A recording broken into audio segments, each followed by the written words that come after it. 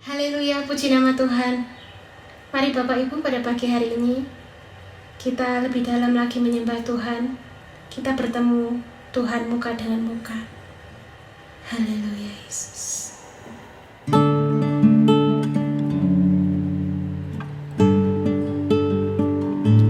Satu hal yang kami rindukan Tuhan, kami ingin selalu berada di dekat-Mu.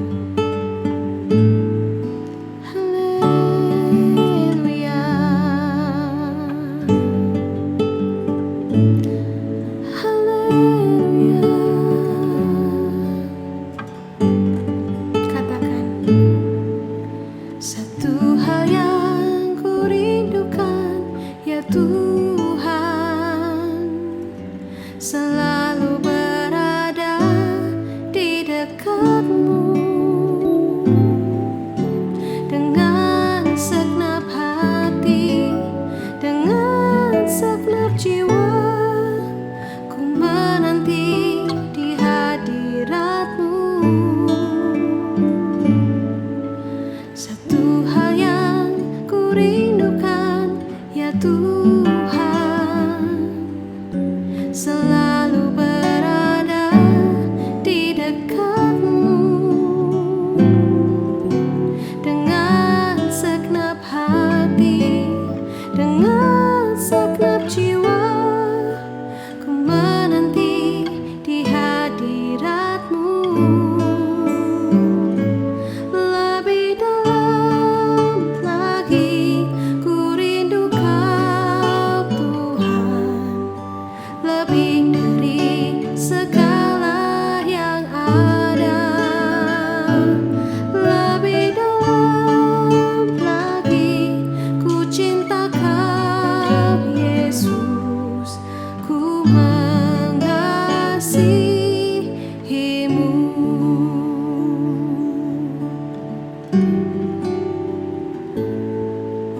Satu hal yang ku rindukan, ya Tuhan, selalu berada di dekat-Mu dengan segenap hati, dengan segenap jiwa. Ku menanti di hadirat-Mu. Lebih dalam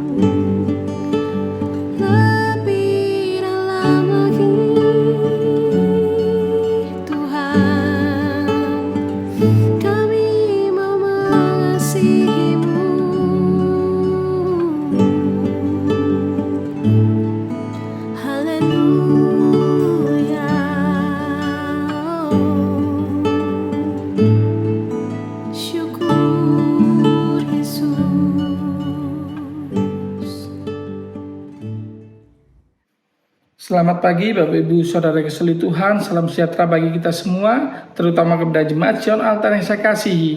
Di pagi ini kita akan sama-sama belajar kebenaran firman Tuhan yang saya berikan judul yaitu keadaan sedikit. Di dalam 1 Raja-Raja 17 ayat yang pertama sampai ke-6, demikianlah firman Tuhan. Lalu berkatalah Elia orang Tisbe dari Tisbe Gilead kepada Ahab, demi Tuhan yang hidup, Allah Israel yang kulayani, sesungguhnya tidak akan ada embun atau hujan kepada tahun-tahun ini, kecuali kalau kukatakan. Kemudian datanglah firman Tuhan kepadanya, pergilah dari sini, berjalanlah ke timur dan bersembunyilah di tepi sungai Kerit, di sebelah timur sungai Yordan. Engkau dapat minum dari sungai itu, dan burung-burung gagak telah kuperintahkan untuk memberi makan engkau di sana. Lalu ia pergi dan ia melakukan seperti firman Tuhan. Ia pergi dan diam di tepi sungai Kerit di sebelah timur sungai Yordan. Pada waktu pagi dan petang, burung-burung gagak membawa makan, roti dan daging kepadanya, dan ia minum dari sungai itu. Bapak Ibu Saudara-saudari Tuhan, dari firman ini kita belajar apa yang menjadi rasa aman kita.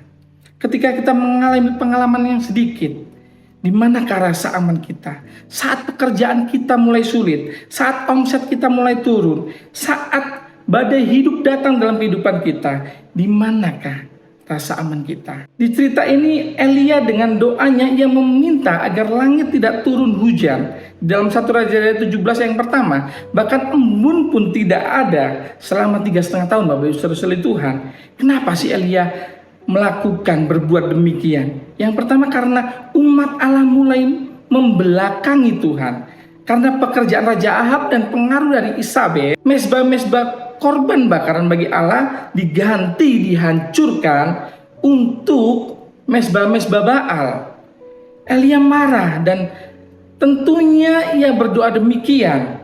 Maka Elia dengan doanya yang seizin Tuhan, seizin Allah, dikabulkan. Jika kita berdoa sesuai dengan keinginan Tuhan atau diizinkan Tuhan, maka doa kita akan dijawab. Namun jika doa kita tidak seizin Tuhan, tidak semau Tuhan, doa itu tidak akan dijawab Bapak Ibu Saudara Tuhan. Hujan tidak turun sama sekali, walaupun di malam hari tidak ada embun sama sekali Bapak Ibu Saudara Tuhan. Jadi kemungkinan tumbuhan untuk hidup itu sangat sulit. Karena sudah tidak ada hujan, tidak ada embun, pastinya tumbuhan itu akan mati dan hewan-hewan akan mati. Elia ini diperintahkan untuk pergi ke sungai Kerit, sungai yang kecil. Kenapa Tuhan tidak menyuruh Elia pergi ke sungai Galilea atau sungai Yordan yang mata airnya besar, yang di sanalah tempat mata air? Kenapa Tuhan menyuruh Elia pergi ke sungai Kerit, anak sungai yang kecil? Namun apa yang kita pelajari dari kisah ini adalah Elia taat. Dia tidak membantah, dia tidak bertanya, dia tetap taat melakukan apa yang diperintahkan Tuhan. Namun kadang ketika kita di posisinya Elia, ketika keadaan kita baik-baik saja, ketika keadaan kita hidup dengan mujizat Tuhan, bisa jadi kita terlena Bapak Ibu Saudara Tuhan. Makanya Tuhan berbicara di ayat sesudahnya, Tuhan merubah apa? Merubah rencananya, bahwa Elia disuruh pergi kemana? Disuruh pergi ke Sarfat, ke Sidon. Tuhan menyuruh Elia pergi ke Sidon, ke Sarfat. Ada seorang janda yang akan memelihara kamu. Pikiran Elia pastinya saat itu, pasti dia berpikir, oh saya akan bertemu dengan janda kaya yang akan memelihara kehidupan saya, karena kemarau masih panjang Bapak Ibu Saudara Tuhan. Namun di dalam 1 Raja-Raja 17 ayat ke-12 saya bacakan, demikianlah firman Tuhan. Perempuan itu menjawab, demi Tuhan Allahmu yang hidup, sesungguhnya tidak ada roti padaku sedikit pun, kecuali segenggam tepung dalam tempayan dan sedikit minyak dalam buli-buli. Dan sekarang aku sedang mengumpulkan 2-3 potong kayu api. Kemudian aku mau pulang dan mengolahnya bagiku dan anak-anakku. Dan setelah kami memakannya, kami akan mati. Bapak Ibu Saudara Tuhan, pengalaman sedikit yang dialami janda Sarfat dan anak-anaknya ketika ia mengalami hal sedikit, apa yang ada di pikirannya? Yaitu pikiran yang negatif, yaitu pikiran yang takut, yang ragu-ragu akan kuasa Tuhan. Namun hal itu pun bisa menimpa kita. Apakah normal? Menurut saya sangat normal. Saat kita memiliki sedikit, pasti kita ketakutan, kita khawatir. Ketika seseorang yang dipunyai sedikit, pikirannya selalu negatif. Namun, kita mau belajar bagaimana respon kita. Apakah kita mau seperti janda Sarfat ini yang panik, ketakutan, dan merasa tidak punya harapan?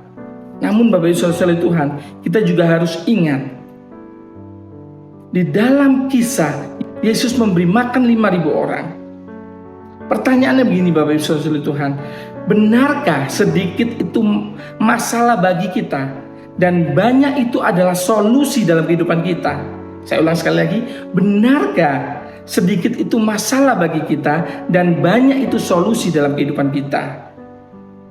Namun di dalam kisah Yesus memberi makan 5.000 orang, Yesus melakukan mujizat yang bagi manusia, bagi murid-muridnya, itu sedikit adalah sebuah masalah. Di ayat yang ke-9, di sini ada seorang anak yang mempunyai 5 roti jelai dan 2 ikan. Tetapi apakah artinya itu untuk orang sebanyak ini? Namun Yesus memberikan mujizat. Jadi pelajaran yang bisa kita ambil dari kisah janda Sarfat ini dan Yesus memberi makan 5.000 orang adalah sedikit itu belum tentu sebuah masalah yang besar. Jangan jadikan apa itu sedikit itu menjadi momok dalam kehidupan kita. Namun marilah kita menaruh harapan kita kepada Tuhan. Walaupun mungkin omset kita menurun, mungkin keuangan kita menurun, mungkin apapun yang kita punya mulai sedikit, mulai menipis. Namun jangan sampai kita seperti janda Sarfat yang panik, yang selalu memikirkan besok aku akan mati, besok tak tahu apa yang aku perbuat. Namun percayalah Bapak Ibu Saudara Tuhan, saat kita menaruh harapan kita kepada Tuhan, Tuhan akan memberikan mujizatnya bagi kehidupan kita. Saya yakin dan percaya apapun yang kita alami, apapun yang kita hadapi hari-hari ini, waktu-waktu ini, Tuhan yang akan memegang kendali dalam kehidupan kita. Marilah kita tetap berharap kepada Tuhan, tetap menaruh pikiran kita kepada Tuhan. Karena jika kita memikirkan yang sedikit ini masalah dan yang banyak itu solusi, itu sangat bertambah buruk. Itu pemikiran yang salah. Karena apa? Jika kita memikirkan yang banyak itu solusi, kita akan mengorbankan segalanya. Mengorbankan waktu kita, mengorbankan iman kita, bahkan mengorbankan mungkin keluarga kita, mengorbankan jam-jam ibadah kita. Itu sangatlah tidak baik. Karena di dalam 1 Timotius 6 ayat 10, karena akar segala kejahatan ialah cinta uang. Sebab oleh memburu uanglah beberapa orang telah menyimpang dari iman dan menyiksa dirinya dengan berbagai-bagai duka. Marilah Bapak Ibu Saudara sekalian Tuhan, biarlah damai Tuhan menguasai hati kita dan rasa aman kita taruh hanya kepada Tuhan. Kami tutup dalam doa. Terima kasih Tuhan, terima kasih. Kami alaskan semua dalam tangan-Mu. Kami yakin dan percaya Kami memegang kendali setiap kehidupan kami. Kami mau menaruh rasa aman kami, damai sejahtera kami hanya kepada-Mu Tuhan. Bukan pada apa yang sedikit di kami, namun kami mau tetap percaya kepada-Mu bahwa Kaulah yang akan memelihara kehidupan kami. Engkaulah yang akan memegang kendali dalam setiap langkah kehidupan kami. Dan kami siap untuk memulai hari ini. Biarlah hidup kami menjadi berkat dimanapun kami berada. Kami alaskan semuanya hanya di dalam nama Tuhan Yesus Kristus. Haleluya. Amin. Lebih dalam lagi ku rindu Kau Tuhan, lebih dari segala yang ada. Lebih dalam lagi ku cinta Kau Yesus, ku mengasihi